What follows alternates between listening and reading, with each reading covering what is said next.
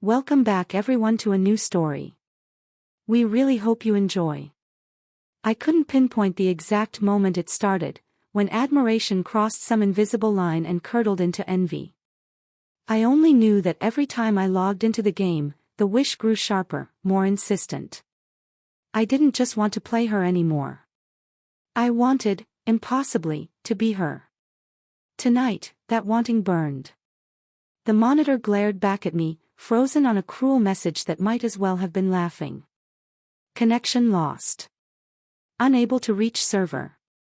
Oh, you've got to be kidding me, I snapped, my voice echoing uselessly through the apartment. The sound died quickly, absorbed by clutter, crumpled fast food bags, half-sorted laundry, stacks of things I kept meaning to deal with. The air smelled stale, greasy, faintly electric from the PC that had been running too long. The desk lamp cast a narrow cone of light, isolating me in its glow while the rest of the room sank into shadow. My fingers, damp with sweat and orange dust, pounded the keyboard like violence alone might fix it. Nothing. Eternal Realm was offline. Again. On the screen, my character waited in elegant stillness, Alexis, silver-haired, poised, wrapped in flowing robes that seemed to catch imaginary light. She looked calm. Untouched by frustration. Perfectly composed. She was locked out. And somehow, so was I. A tight coil of anger twisted in my chest. I yanked open my email client and started hammering out a message to support. The clatter of keys filled the silence, sharp and frantic. The first attempt was pure venom. I erased it, sucked in a breath, tried again. To whom it may concern, the server has been down for over an hour. This is unacceptable. I pay for this service. Fix it. Alex. As I typed, my eyes drifted to the small avatar beside the automated reply window, a stock image of a woman wearing a headset, smiling patiently. I'd seen it countless times. Tonight, I actually looked. The neat line of her jaw. The way her hair was tucked back. Something quiet shifted inside me, something I didn't want to acknowledge. What is wrong with you? I muttered, shaking my head like I could dislodge the thought. It was nothing. Just pixels.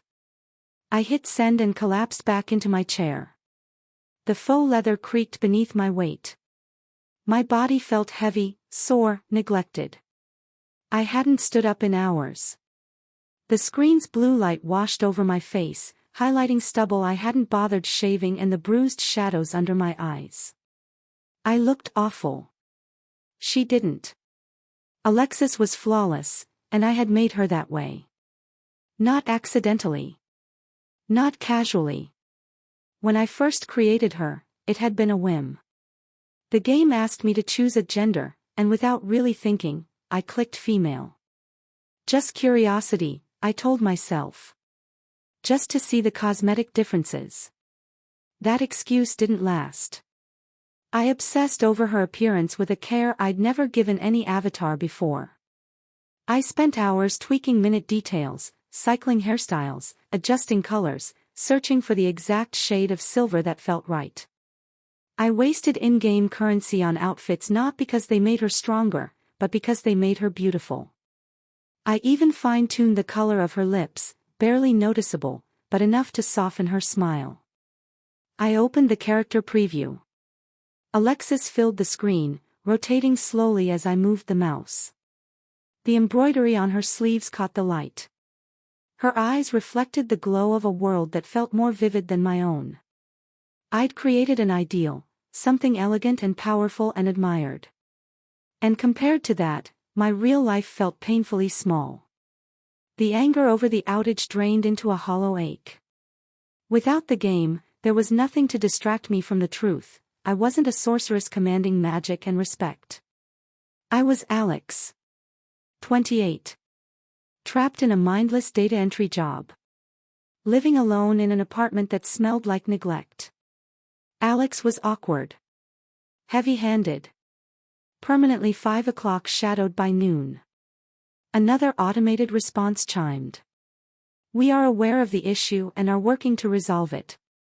Thank you for your patience. Patience. I laughed bitterly and started typing again. Patience. I've been patient. Your game is the only place where things make sense. And now that's gone too. What am I supposed to do, just sit here like this? I stopped. Like this. The words hung there, exposing more than I meant them to. I wasn't mad about a server. I was furious about my life. The outage had just ripped away the shield. My gaze dropped to my hands, thick fingers, rough skin, then flicked back to Alexis's delicate digital ones. The contrast tightened my throat. The realization landed hard and undeniable. I didn't hate tonight because I couldn't log in. I hated tonight because I wasn't her. The thought shocked me with its clarity. My pulse jumped. I wanted to reject it, laugh it off. It was ridiculous. It was just a game. Wasn't it? My eyes drifted back to the smiling support avatar. Something about her calm expression felt soothing in a way I couldn't explain. Looking at her felt easier than sitting in my own body. This is just a game, I whispered to the empty room. The words sounded fragile. Untrue. When I was Alexis, the world felt lighter. Other players treated her with warmth, with admiration. They called her she. They praised her grace. They saw her as capable and beautiful. And when they did, for a moment, so did I. I snapped the laptop shut. Darkness rushed in. The sudden quiet was unbearable. Without the noise, without the glow, there was nowhere to hide. I walked to the bathroom and flicked on the harsh fluorescent light. The man in the mirror looked exhausted. Slumped. His eyes were dull. His scruff wasn't rugged, it was careless. His shoulders sagged under a weight he didn't know how to put down. Revulsion hit fast and sharp. I turned away, heart racing, breath shallow, and staggered back into the main room. I opened the laptop again like it was a lifeline. The error message was still there. But so was Alexis. Calm. Beautiful. Waiting. She wasn't just a character anymore. She was relief. And I needed her. Right now, the only thing keeping me from her was a string of broken code and an unresponsive server. And the jealousy gnawing at my chest wasn't about pixels or gameplay anymore. It was envy for a possibility.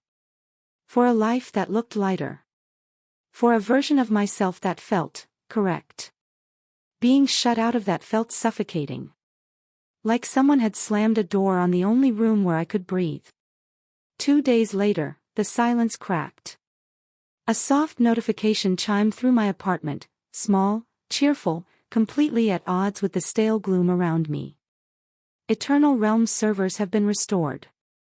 We apologize for the inconvenience.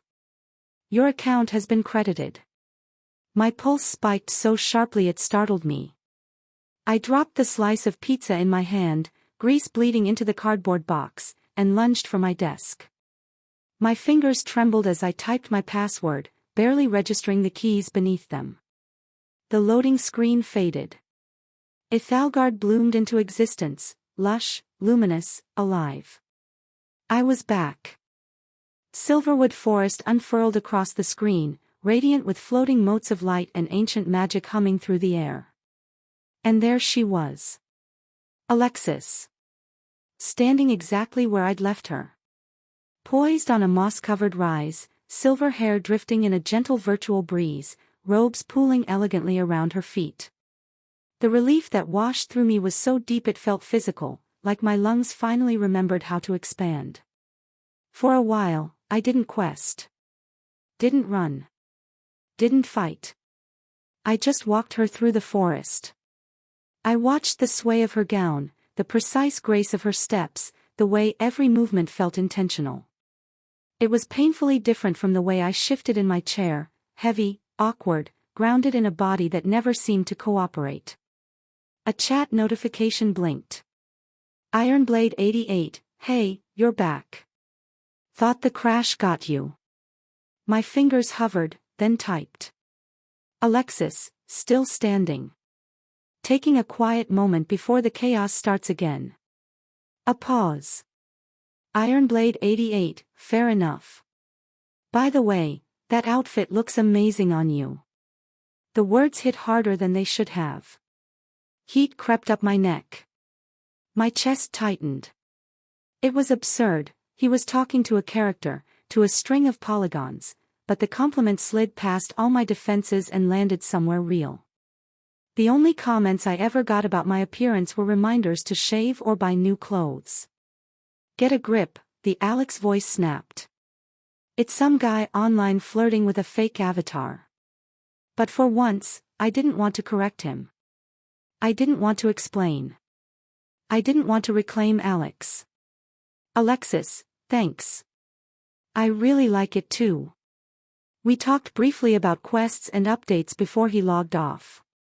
The exchange was insignificant, forgettable in any practical sense, but the warmth it left behind wasn't. Someone had called me she. And I hadn't recoiled. That feeling followed me away from the screen. I stood in my cramped kitchen, watching a microwave countdown over a limp burrito, when a thought surfaced, sharp and unexpected. What would it feel like to wear something like that? Not fantasy robes, but something soft. Something that moved. My gaze drifted to the clothes slung over a chair, stiff denim, stretched cotton, dull and heavy. They felt less like clothing and more like armor, functional, restrictive, unmistakably Alex. On impulse, I grabbed the thin fleece throw from my couch. It was cheap and worn, but it was the softest thing I owned. I draped it around my shoulders and returned to my desk, burrito forgotten. Alexis waited patiently on screen. The blanket sat awkwardly, nothing like her robes, but the softness against my neck made something in me settle. I played for an hour like that, wrapped in my small, secret imitation. It was silly. It was inadequate. But it helped. Later that night, I stood in the bathroom again. Same harsh light. Same mirror. Alex stared back, scruffy, slouched, tired. The blanket hung around his shoulders like a ridiculous costume. And yet, the revulsion wasn't as sharp this time. Instead, there was clarity.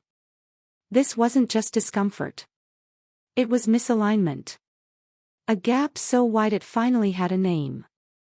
I looked from the mirror to the faint glow spilling from my bedroom, where Alexis still stood bathed in magic and calm. She smiled, an idle animation I'd chosen because it felt right. The question broke free, loud and terrifying.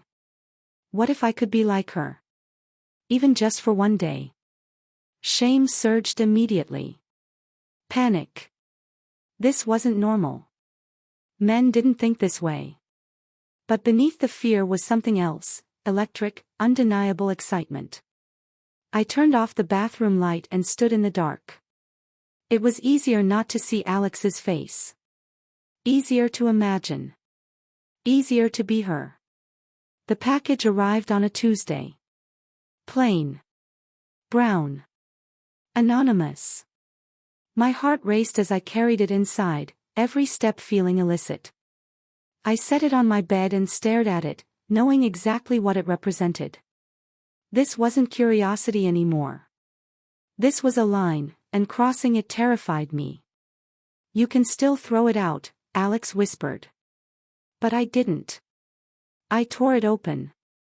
Inside were the things I'd agonized over late at night, simple satin panties, a matching camisole, a flowing sapphire nightgown, and a small handheld mirror. I locked the door. Drew the blinds. Turned off the overhead light, leaving only the bedside lamp's soft glow. The satin was cool and impossibly smooth. I stripped out of my clothes, suddenly hyper-aware of every rough edge of my body. Pulling the garments on was awkward, ill-fitting, but once they settled, the sensation stole my breath. It wasn't sexual. It was intimate. The silk slid over my skin like water. It moved when I moved. It acknowledged my body instead of hiding it.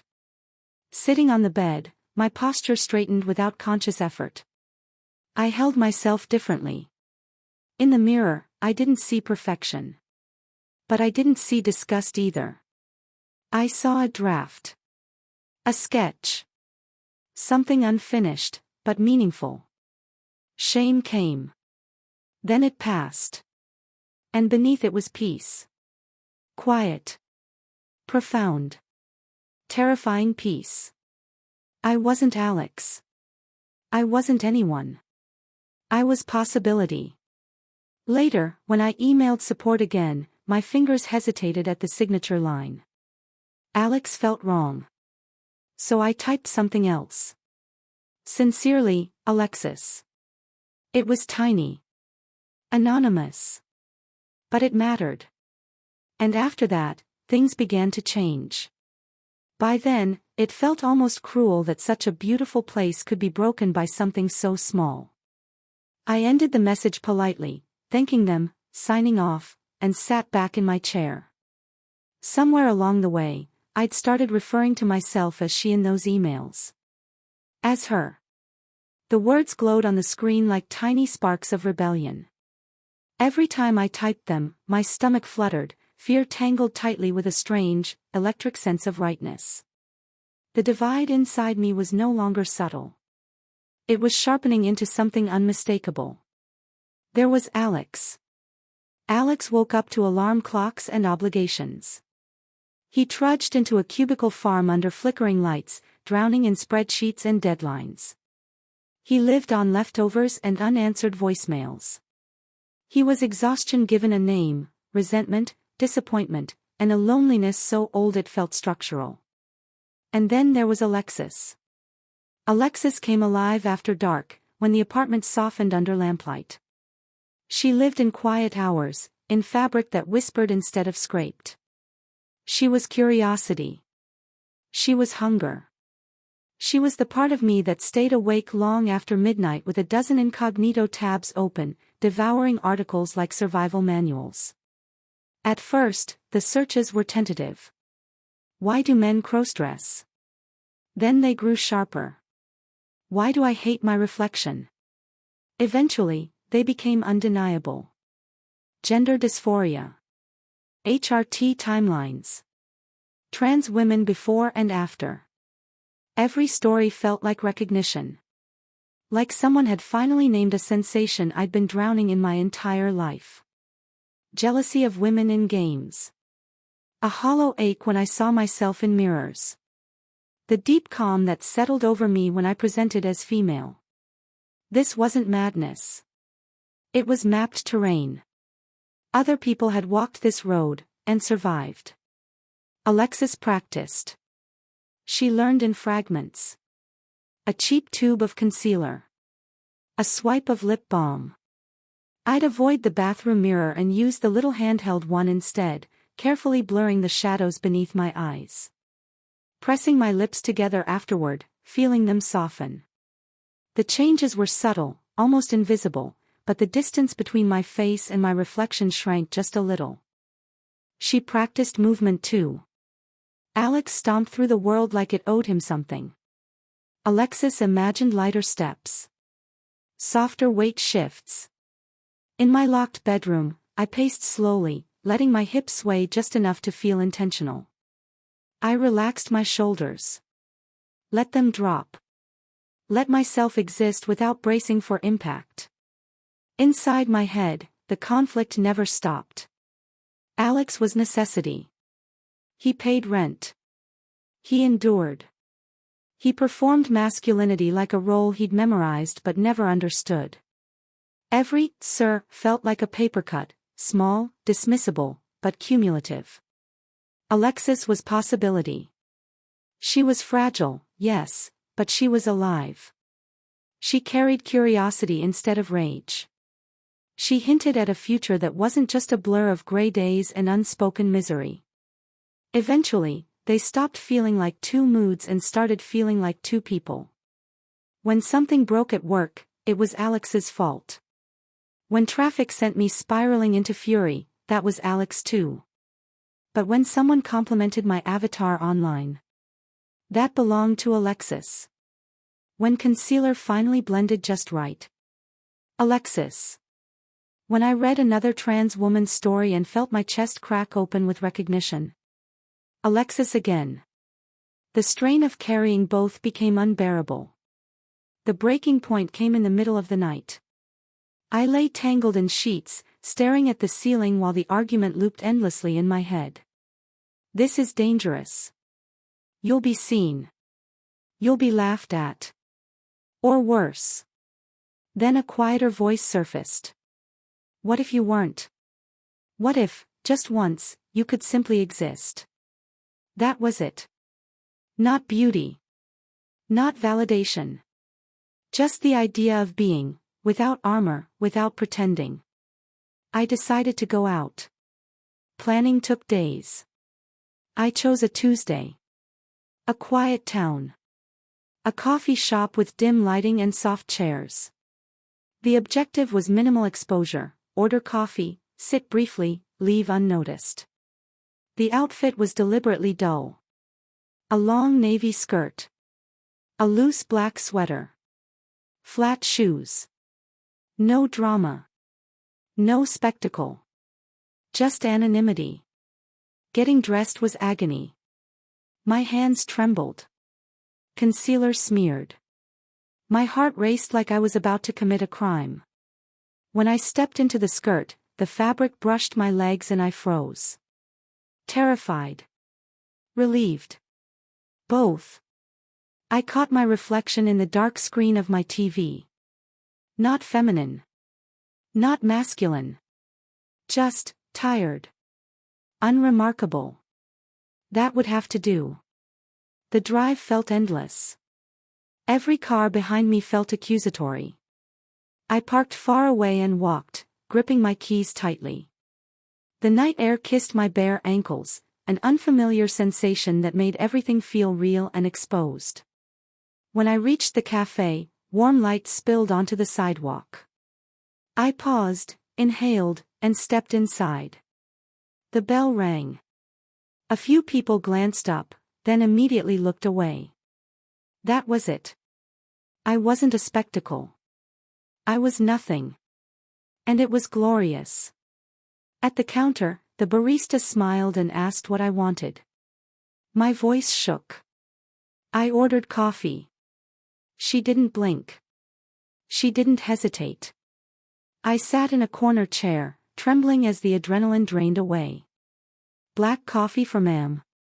The word hit me like gravity shifting. A man complimented my scarf in passing. Casual. Unremarkable. Human. I sipped my coffee with shaking hands, overwhelmed by a joy so quiet it almost hurt. The world I'd feared my entire life hadn't condemned me, it hadn't even noticed. I wasn't pretending. I was just there. That night cracked something open. The cafe became proof. Proof that the fear was louder than reality. Proof that Alex's fortress was already collapsing. From there, things accelerated. Therapy was terrifying, and life-saving. The first time someone asked for my name and pronouns, I cried. Saying, Alexis, out loud made it real. Saying, she, made it permanent. HRT followed months later. Holding those pill bottles felt heavier than anything I'd ever carried. Taking them felt like stepping off a cliff, but the ground rose to meet me. Change came slowly. Softer skin. Sharper emotions. Tears where anger used to live. Breast tenderness. Hope. For the first time, mirrors didn't feel like enemies. A year later, sunlight filled a room that finally felt lived in. My space reflected me now. Clothes hung neatly. Makeup sat arranged with care. The old gaming rig was gone, replaced by a vanity and a laptop. I dressed without fear. A sundress. A cardigan. Nothing remarkable. Nothing revolutionary. Just comfortable. I logged into the game one last time and stared at the silver-haired sorceress who had carried me across an ocean of confusion. She had been my shield. My rehearsal. I didn't need her anymore. When I deleted the game, it felt like closing a door behind me, not in grief, but in gratitude. The mirror reflected someone real now. Someone unfinished, yes, but whole. I finally understood the jealousy that had started it all. It was never about magic. It was about being allowed to be. And now, standing in my own skin, I was finally home.